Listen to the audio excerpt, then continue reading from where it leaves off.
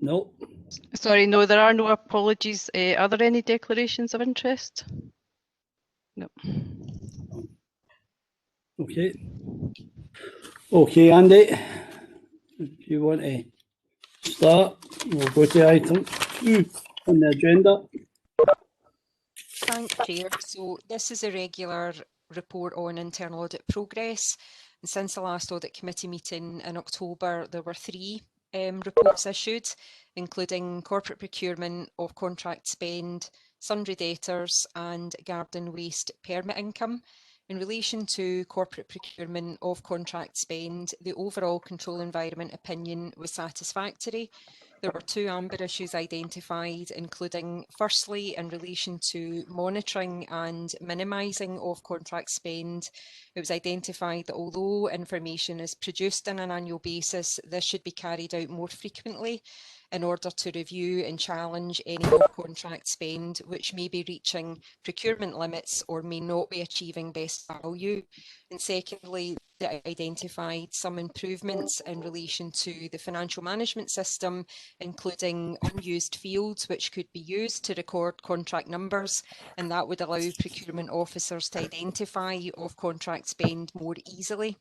The audit also identified that new suppliers that have been set up on the financial management system are not routinely vetted by procurement officers prior to the commitment being placed. The audit identified 4 issues, 2 of which we consider to be individually significant, and an action plan is in place to address all issues by June 2021. In relation to sundry debtors, the overall control environment opinion was satisfactory. There were 8 green issues identified, which related mainly to updating procedural documentation in relation to the debtors process within services and other minor control improvements. There's an action plan in place to address all issues by the 31st of January. In relation to garden waste permit income, the overall control environment opinion was satisfactory. There was 1 amber issue identified, and that was in relation to monitoring income and refunds, and more specifically that a reconciliation of permit sales income and refunds to relevant records held by the Council was not routinely being carried out. The audit identified 3 issues, 1 of which we consider to be individually significant, and an action plan is in place to address all issues by the 31st of January. In relation to the corporate fraud team, work has now started on reviewing employee expenses, client money accounts, purchase cards, and the team are also progressing a number of NFI recheck inquiries, but to date no fraud or error has been identified. There are also 2 investigations ongoing, and these will be reported to Audit Committee when the investigations have been finalised. And we continue to provide ad hoc advice as required in relation to any changes to procedures as a result of COVID-19. In terms of internal audit follow-up, there were 10 actions that were due for completion by the 31st of October, 5 of which have been reported as complete, and dates in relation to 5 actions have been revised. These relate to the refugee integration scheme. For some actions, a significant amount of work has been carried out to date, such that the residual risk has now been reduced, and we have revised dates in place which internal audit will follow up in accordance with normal processes and report any further progress to the next audit committee. In addition, there was 1 action with a date of the 30th of November, which is now complete. That was in relation to developing service level agreements for community groups, which was reported to P&R Committee on the 17th of November as part of Appendix 3 to the particular report. Happy to take any questions. Thanks, Chair.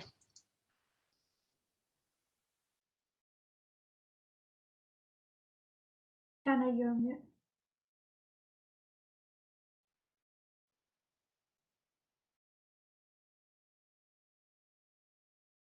Councillor Rebecca, you're on mute.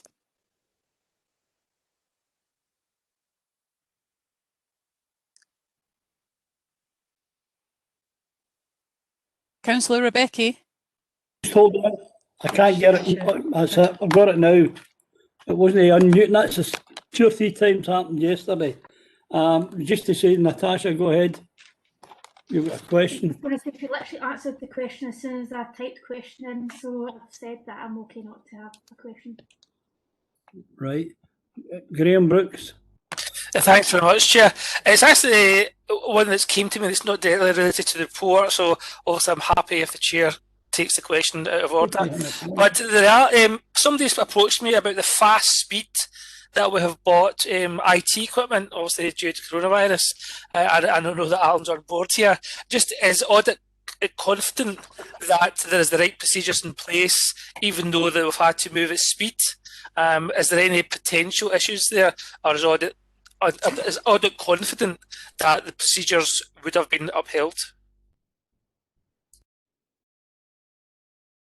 Graham, I'm not sure in terms of the direct question, but in terms of the COVID response processes and the changes to procedures, internal audit have been regularly consulted, and there's an operational log that's released to P&R as part of the scrutiny report. I sit on the Council's Resilience Management team, and I'm aware of all the SIT reps that are produced in relation to those, and I'm confident in terms of the reactions and the changes to the Council's procedures have all been taken in accordance with normal governance processes. Hopefully that helps answer that inquiry. Yep, thanks very much. Thanks, Chair.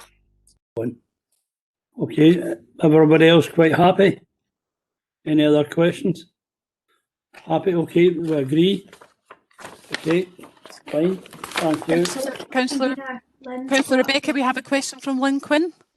Sorry, never seen it, just came in there. Thank you, go ahead, Lynn. Yeah, thanks. Andy, I've just got a quick question on the missed deadlines. So with regards to the one about education, if I remember correctly, the issue was that some staff were using their Glow accounts via email rather than the council's email account, which is more secure, for sending personal data back and forward. So that was clearly the risk. So I know there's two parts to this action, one being the physical email addresses and the other is the hardware in terms of printers. And I can understand why there's a delay in setting up the hardware, but I mean, I don't understand what these things take in terms of time, but email addresses situation, I don't know how quickly we could set up individual email addresses for council employees, but I would reckon that could be done remotely. It's just I have concerns if they're still using an unsecure email system to transfer data across.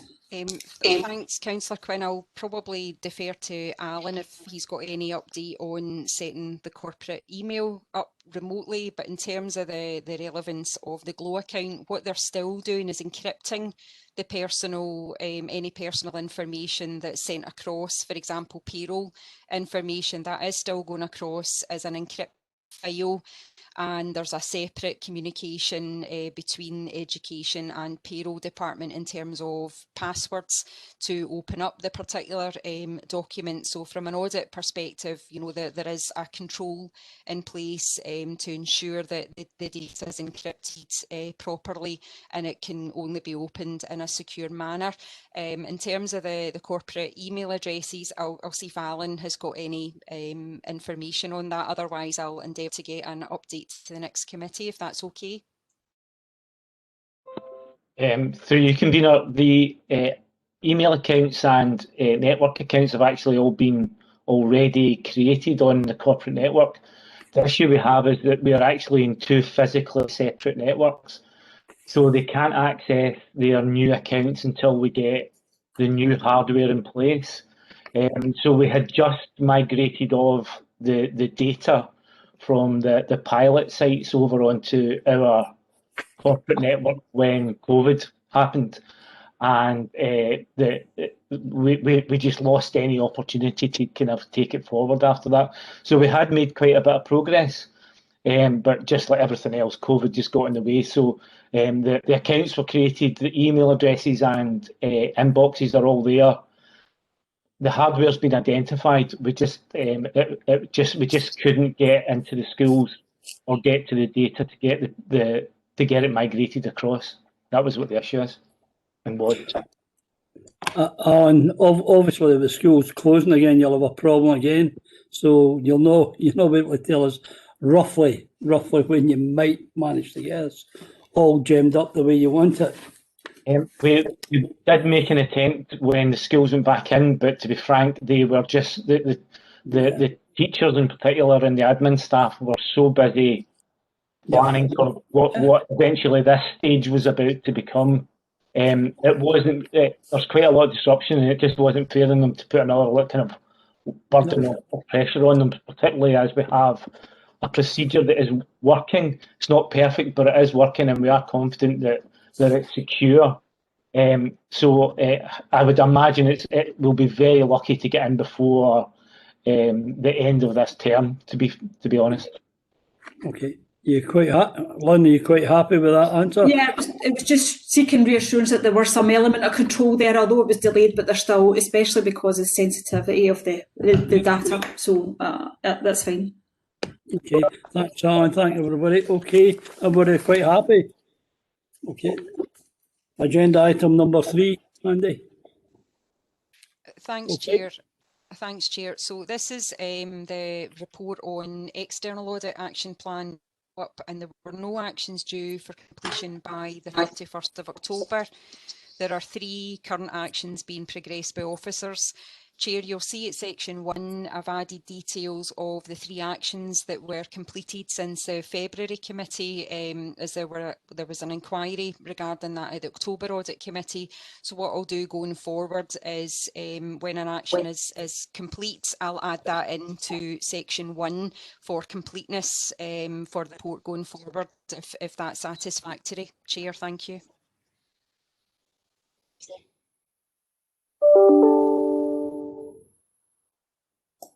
Lindsay, sorry, any questions? No? No questions? Everybody quite happy? Okay then, thanks for coming along. There's no